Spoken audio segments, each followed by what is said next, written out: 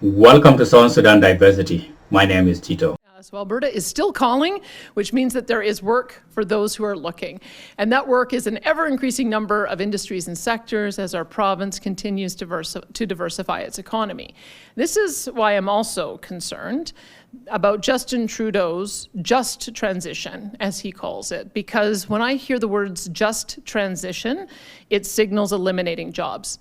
And for Alberta, that is a non-starter. I think we all share the same goals when it comes to reducing emissions, and that's across all industries, including oil and natural gas. We are working with the federal government closely on technologies like carbon capture, utilization and storage, hydrogen, critical minerals, but the good work gets lost when they use this kind of divisive, polarizing language. Because the world is looking for energy, for more petrochemicals, for more LNG.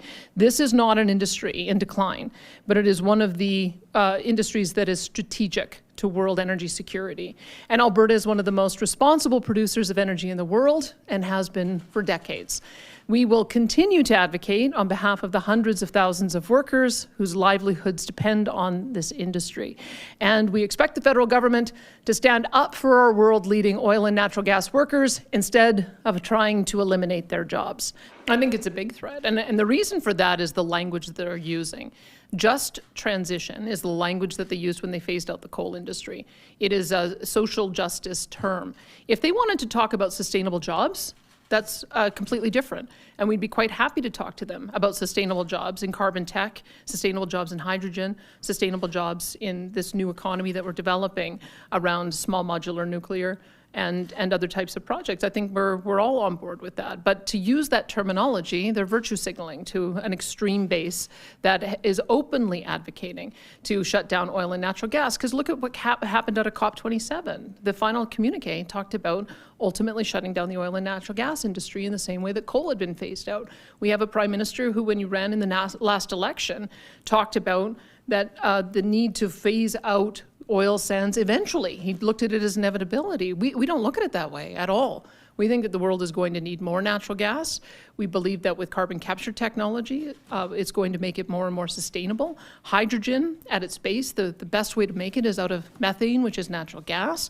When you look at our oil sands producers, they have an aggressive strategy to reduce emissions and use more bitumen beyond combustion. There's a petrochemical industry that we've been supporting here.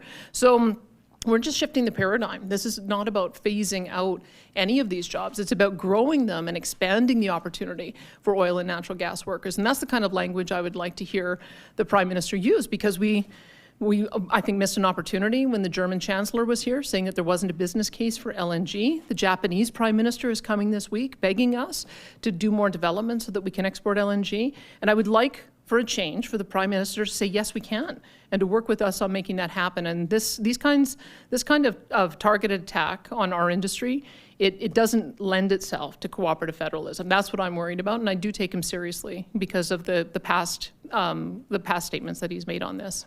What I do know is that when we had an equalization referendum to say we wanted to start a change in our relationship with the federal government, within days, Justin Trudeau appointed Stephen Guilbeault.